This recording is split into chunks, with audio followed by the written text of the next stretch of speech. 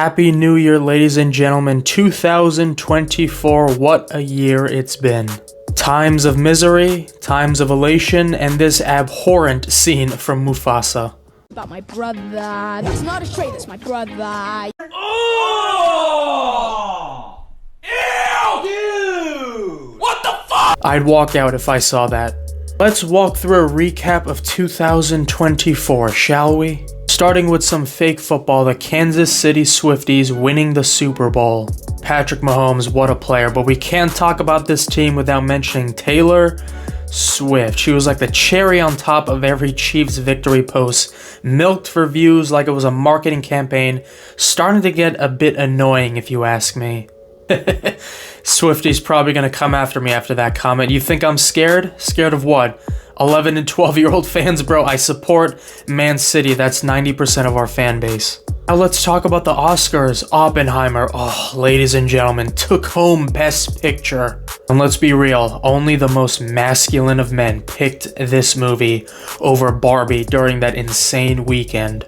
Cillian Murphy, absolutely excellent whether he's in a trench coat or in a suit. The man just oozes sex. And then there's Caitlin Clark, the legend herself, bidding goodbye to her historic run at the University of Iowa. The only reason why the WNBA is relevant and all the players hate her for it.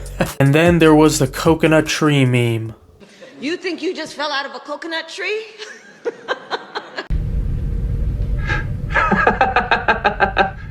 Just get out of my face. Now let's talk about my boy, Noah Lyles. Ooh, beating Kashane Thompson with the tightest of margins, and in the process delivers one of the greatest moments of the year. His victory was met with mixed emotions. NBA fans were heartbroken, but Americans, we were all so proud.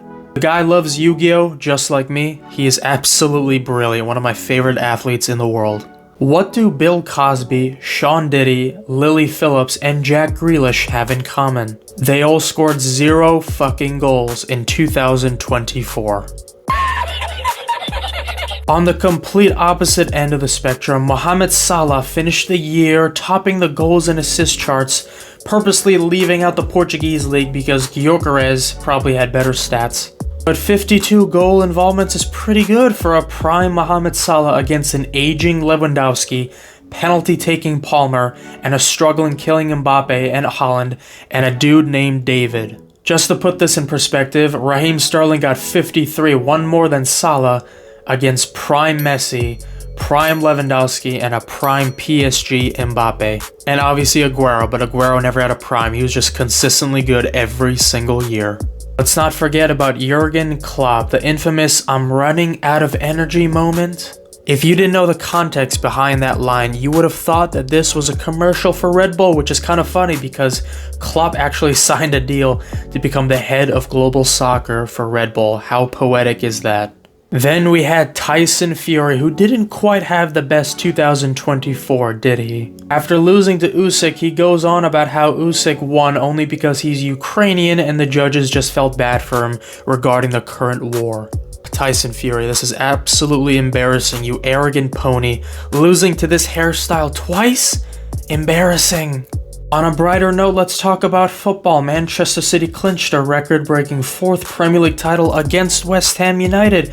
Could you believe it? On May 19th, 2024, the last time Phil Foden had a good football match. We can't forget about Xabi Alonso and his incredible achievement with Bayer Leverkusen, guiding them to a double and an undefeated campaign in the Bundesliga all season, dethroning Bayern Munich's reign of 11 consecutive titles and continuing the Harry Kane curse. And last but certainly not least, one of my personal favorites, Rodri, winning the most deserved Ballon d'Or in history over penis of Vinicius Jr. Probably the first time a Ballon d'Or winner gained a tremendous amount of credibility and recognition after the award when he wasn't playing. Alright, ladies and gentlemen, time to look at the starting lineups for each of the sides. First up is West Ham United. Our guess, pretty much the only club that actually kinda likes Manchester City in the Premier League. I will say that they are the second biggest club in London. right after Chelsea. UEFA Conference League champions, stand up West Ham United. This is the starting lineup, and I do think it's going to be a pretty similar lineup to what we're about to see in 2 days' time. Ariel is obviously going to be starting in net. Every goalkeeper turns into prime Manuel Neuer against Manchester City, so let's not expect anything different. Kufal, I think, will start this game with Mavropanos and Kilman as the two center halves. I do think maybe Wan-Bissaka might start on the right, and I do think Emerson might slot back into that left back spot because I do suspect that maybe we are going to be seeing Somerville in this line, especially on that left-hand side.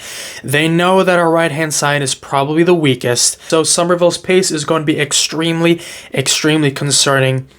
With us, Paqueta, Soler, and Alvarez, I think it's going to be Paqueta, Souček, and maybe Rodriguez. I'm not 100% sure. We're definitely going to see Mohamed KUDUS on that right-hand side. Jared Bowen, it looks like, might be injured, might not feature in this game. I do think that we're probably going to see Füllkrug make a starting appearance, and he is a very tall, very strong striker. They signed him from Dortmund, obviously. Good performance in the Champions League final, hit the post. He was absolutely stunning in that final. Absolutely no disrespect to West Ham United, but they are looking a little bit shaky over the last couple of games. They're not in the best form. This is not the West Ham team that we thought we would have seen, especially given their form and how good they were just literally about 2 seasons ago.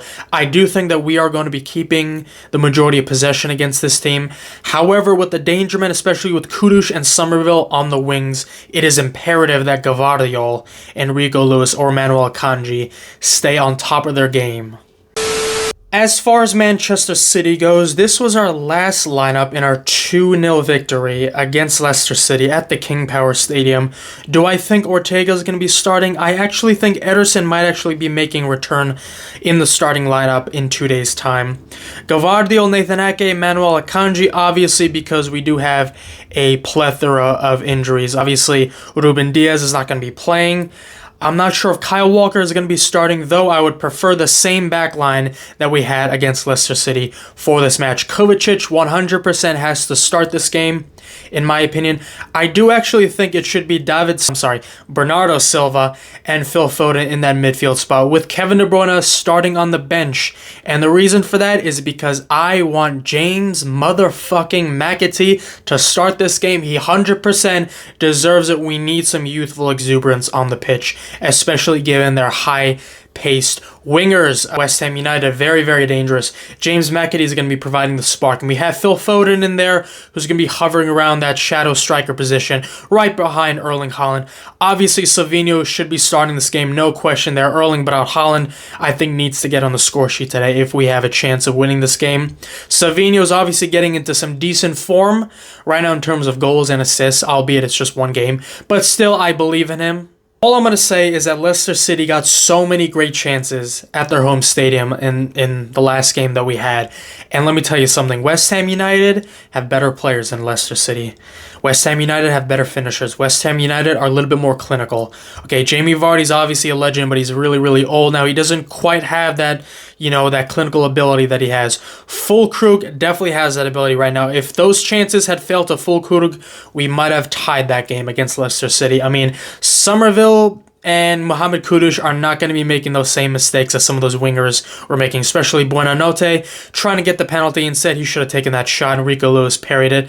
But I will say that this is going to be a pretty dangerous game for us. We've looked so shaky at the back, especially with Manuel Akanji nonchalantly making tackles, not really putting in a lot of effort.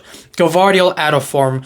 And we do have Nathan Ake in there, who is really, really, really, really reliable in our defense. Enrico Lewis just doesn't have the strength. Look, ladies and gentlemen, I wouldn't mind if we had Kevin De Bruyne and Foden and Savinho and we brought on maybe Doku for this game. I wouldn't mind if we had Doku and Foden and Savinho play this game, though I really want to see James McAtee play at least 30 minutes for this game, albeit starting and playing 60 minutes or coming on for the last 30 minutes when we need a goal and we need some creativity. That's what I want for this game.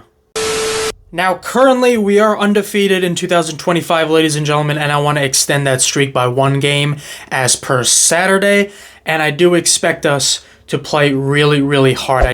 I'm not saying we are definitely going to win this game, nor do I expect a thrashing against West Ham United. I think that's incredibly disrespectful.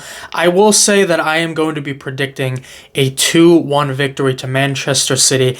I do believe that either Somerville or Fulkrug is going to be getting the goal. Maybe KUDUS, but I think it's going to be either Somerville or Fulkrug getting the goal for West Ham United. And for us, I actually think that Phil Foden is going to be scoring in this game, and I do think that Erling Haaland is going to be scoring in this game. So 2-1 victory to Manchester City, 2-1 at the Etihad against West Ham United, and I think it's going to be a very, very, very, very good result for us in terms of the league table right now. Newcastle is looking absolutely brilliant. Chelsea is slowing down just a little bit, but they're still so far ahead of us at the table. Arsenal right now is picking up steam. Liverpool, watch out, beware. And of course, thank you all so much for watching. I will see you all at the game.